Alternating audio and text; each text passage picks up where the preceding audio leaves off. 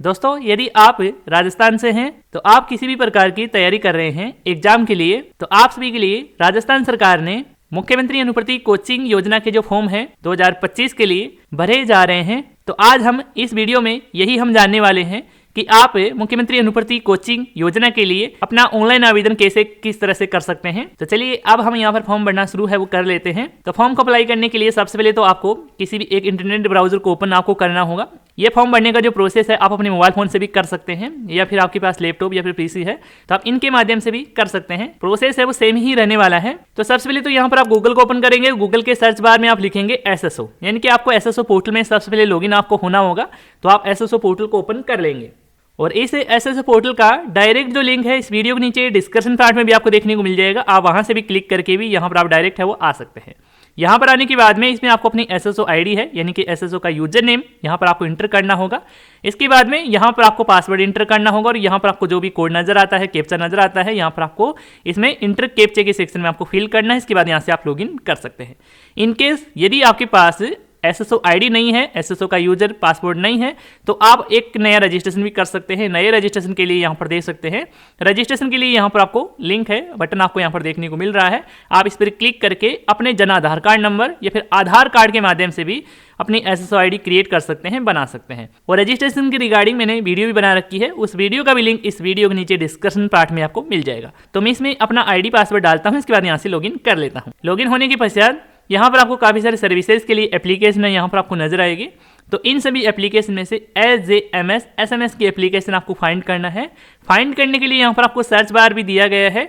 और यदि आपको कंप्लीट जो एप्लीकेशन आपको इसमें नजर नहीं आते हैं तो यहाँ पर आप देख सकते हैं कि अदर ऐप करके यहाँ पर आपको देखने को मिल रहा है। आप इस पर क्लिक कर देंगे तो एसएसओ पोर्टल पर जितनी भी यहाँ पर सर्विसेज होंगी उन सभी की जो एप्लीकेशन है वो यहाँ पर आपको इसमें देखने को मिल जाएगी।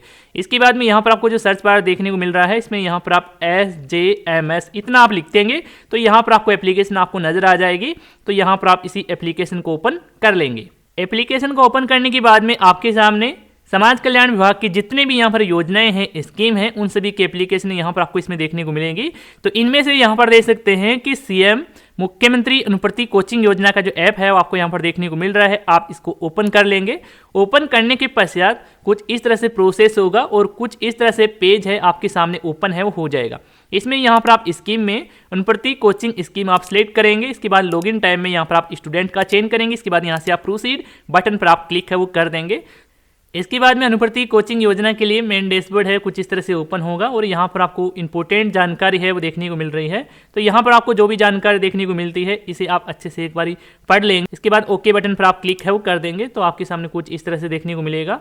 यदि आपको यहाँ पर जो मेन्यू बार है, यानी कि यहाँ पर जो ऑप्शन आपको नजर आ रहे हैं ये ऑप्शन आपको नजर नहीं आते हैं तो यहाँ पर आपको मेन्यू ऑप्शन के लिए यहाँ पर आपको मेन्यू बटन आपको यहाँ पर देखने को मिल रहा है। तो यहाँ पर आप इसी मेन्यू बटन पर आप क्लिक करेंगे तो ये ऑप्शन हाईलाइट है वो हो जाए और यहाँ पर ये ऑप्शन आपको नजर आएंगे। तो यदि आप फर्स्ट टाइम आए हैं, अभी तक आपने रजिस्ट्रेशन नहीं किया है तो पहले तो आपको अपना रजिस्ट्रेशन कंप्लीट करना होगा, अपनी प्रोफाइल आपको बनानी होगी।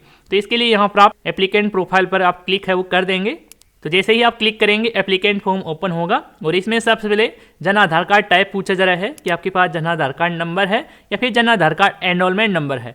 तो आप अपने अकॉर्डिंग इसमें से सिलेक्ट करेंगे। मैं इसमें यहाँ पर जन आधार कार्ड नंबर का ही चयन कर लेता हूँ। इसके बाद जन आधार कार्ड के नंबर यहाँ पर आप फिल करेंगे। इसके बाद में जन आधार कार्ड में जितने भी फैमिली मेंबर हैं उन सभी मेंबर के जो नाम है वो यहाँ पर आपको इसमें देखने को मिलेंगे। अब आप जिस मेंबर के लिए फ्री कोचिंग योजना के लिए ऑनलाइन फॉर्म भरना चाहते हैं, आवेदन करना चाहते हैं, उस मेंबर का सिलेक्शन है वो यहाँ पर आप इसमें से कर लेंगे। सिलेक्ट करने के लिए आप सिलेक्ट मेंबर का बटन यहाँ पर आप लोग देख सकते हैं, यहाँ पर आप इस बटन पर ही क्लिक है वो कर देंगे। इसके बाद में उस मेंबर की डिटेल्स है आपके जन आधार कार्ड से ऑटोमेटिकली इस एप्लीकेंट फॉर्म में यहाँ पर आपको इसमें देखने को मिल जाएगी। और जो डिटेल्स इसमें फेच नहीं हुई है उस डिटेल्स को आप अपने द्वारा भी फिल है वो कर सकते हैं। जैसे कि इसमें कास्ट का नाम आप यहाँ पर शो नहीं हो रहा है तो आप अपनी कास्ट का नाम अपने अकॉर्डिंग इसमें से सिलेक्ट कर सकते हैं। इसके बाद में यहाँ पर आपको रिलीजन टाइप चुनना होगा कि आपका धर्म क्या कुछ है वो यहाँ से आप सिलेक्ट कर लेंगे। इसके बाद नीचे की तरफ आएंगे और यहाँ पर आपकी एड्रेस की डिटेल्स भी ऑटोमेटिकली यहाँ पर आ चुकी है। इसके बाद यहाँ पर आपको अपनी तहसील का नाम आपको सिलेक्ट करना है, ग्राम पंचायत है, विलेज का नाम आप सिलेक्ट कर लेंगे। इसके बाद में एमपी निर्वाचन यानी कि पार्लियामेंट है वो आपको सिलेक्ट करना होगा, एमएलए क्षेत्र आप यहाँ पर सिलेक्ट कर लेंगे।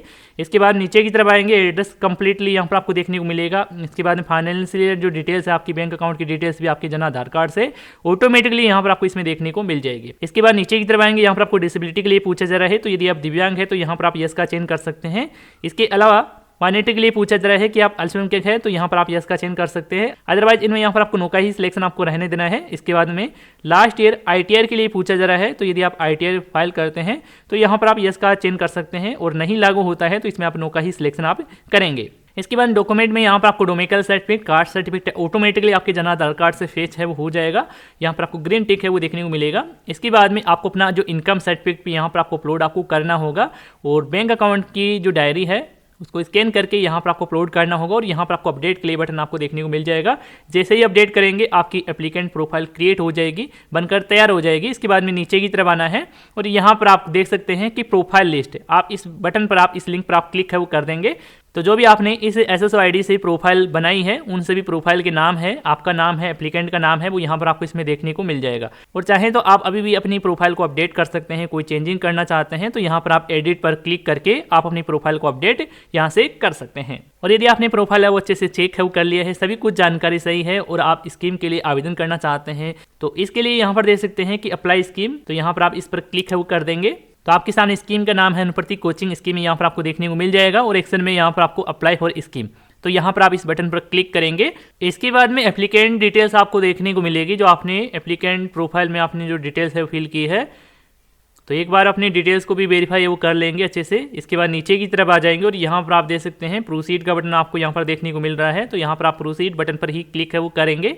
तो जैसे ही आप प्रोसीड बटन पर क्लिक करते हैं, अब की बार यहाँ पर आपके सामने अनुप्रति कोचिंग योजना का जो एप्लीकेशन फॉर्म है ओपन हो जाएगा, और इसमें सबसे पहले तो यहाँ पर आपको एग्जाम कोर्स का नाम आपको यहाँ पर सिलेक्ट करना है, जिसके लिए आप फ्री में कोचिंग है वो करना चाहते हैं। यहाँ पर आपको अलग अलग जो एग्जामिनेशन के नाम है वो देखने को मिल रहे हैं, जैसे कि आप सब इंस्पेक्टर के लिए आप तैयारी कर रहे हैं, क्लेट एग्जाम है, UPSC RPSC या फिर रिट एग्जाम के लिए आप तैयारी कर रहे हैं। इसके अलावा यहाँ पर देख सकते हैं कि RSSB है, कांस्टेबल एग्जाम है, इंजीनियरिंग एंट्रेंस एग्जाम आप तैयारी कर रहे हैं, मेडिकल एंट्रेंस के लिए आप तैयारी कर रहे हैं, और भी यहाँ पर आपके सामने काफ़ी सारे जो एग्जामिनेशन के नाम है वो देखने को मिल रहे हैं।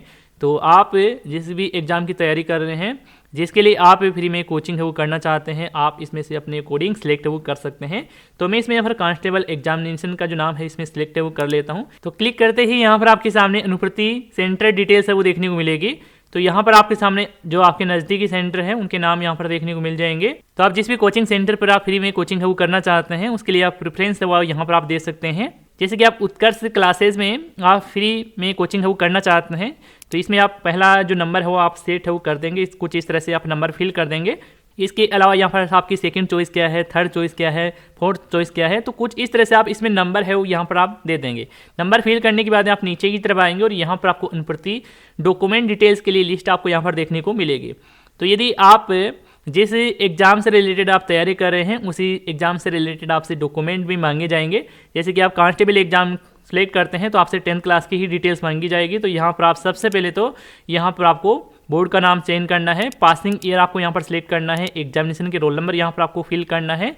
इसके बाद जो भी परसेंटेज होगी वो यहाँ पर आपको इसमें देखने को मिल जाएगी। यदि फिल नहीं मिलती है तो आप अपने द्वारा भी अपनी मार्कशीट में देखकर यहाँ पर आप फिल कर देंगे। इसके बाद में आपको अपनी जो मार्कशीट है 10th क्लास की मार्कशीट यहाँ पर आप अपलोड करेंगे, इनकी स्कैन करना है। साइज आप 500 KB का राउंड रख सकते हैं, JPG या फिर PDF फाइल में भी अपलोड है वो कर सकते हैं। तो यहाँ पर आप फाइल बना लेंगे और यहाँ पर अपलोड कर देंगे। अब यदि आप कंप्लीटली डिटेल्स आप फिल कर देते हैं, फॉर्म को फाइनली सबमिट करना चाहते हैं तो यहाँ पर देख सकते हैं फाइनल सबमिट के लिए यहाँ पर आपको बटन आपको देखने को मिल रहा है। आप इस बटन पर क्लिक करके अपने फॉर्म को फाइनल है वो सबमिट कर सकते हैं। और इन केस यदि आप इसे सेव करना चाहते हैं ड्राफ्ट्स में तो यहाँ पर आप सेव एज ए ड्राफ्ट पर क्लिक करके आप इसे ड्राफ्ट में भी सेव कर सकते हैं और बाद में इसे चाहें तो आप फाइनली सबमिट है वो कर पाएंगे। यदि आपका ये फॉर्म फाइनली सबमिट नहीं हो पा रहा है, एरर देखने को मिल रहा है कि आपकी प्रोफाइल अभी तक अपडेट नहीं हुई है, तो आपको कुछ दिन आपको और वेट आपको कर लेना है क्योंकि ये साइड एरर है। सभी के यहाँ पर आपको ये सेम एरर ही देखने को मिल रहा है। यदि फाइनल सबमिट नहीं होता है तो आपको कुछ दिन आपको वेट आपको कर लेना है। और यदि आपको एप्लीकेंट प्रोफाइल में ब्लॉग से रिलेटेड आपको एरर है वो देखने को मिल रहा है, आपको ब्लॉग नेम से वो नहीं हो रहा है, तो इस केस में आप हमें पर्सनली मैसेज है वो कर सकते हैं। फॉर्म को फाइनली सबमिट करने के बाद में या फिर आप ड्राफ्ट में सेव करने के बाद में एप्लीकेशन का जो स्टेटस है वो यहाँ पर आप एप्लीकेशन लिस्ट में यहाँ पर आप देख सकते हैं। तो यहाँ पर आप एप्लीकेशन लिस्ट पर आप क्लिक करते हैं तो यहाँ पर कुछ इस तरह से एप्लीकेशन लिस्ट है वो देखने को मिल जाएगी। जो भी आपने फॉर्म सबमिट किया है वो यहाँ पर आप फॉर्म की डिटेल देख सकते हैं, नाम वगैरह डिटेल्स चेक कर सकते हैं। और यदि आपका एप्लीकेशन फॉर्म है वो फाइनली सबमिट नहीं हुआ है, ड्राफ्ट्स में सेव है, तो यहाँ पर आप सेव ड्राफ्ट्स में यहाँ पर आपको इसमें देखने को मिलेगा। तो कुछ इस तरह से आप एप्लीकेशन का स्टेटस है वो यहाँ पर आप चेक कर सकते हैं। और यदि आपका जो फॉर्म है वो रिजेक्ट हो जाता है, रिजेक्टेड कंडीशन में आपको रिजेक्टेड एप्लीकेशन में ही आपको देखने को मिलेगा। तो आपको फॉर्म को चेक करते रहना है जब तक आपका फॉर्म है वो फाइनली अप्रूव्ड है वो नहीं हो जाता है। तो इस तरह से स्टूडेंट्स आप राजस्थान की मुख्यमंत्री अनुप्रति कोचिंग योजना के लिए अपना ऑनलाइन एप्लीकेशन फॉर्म भर सकते हैं।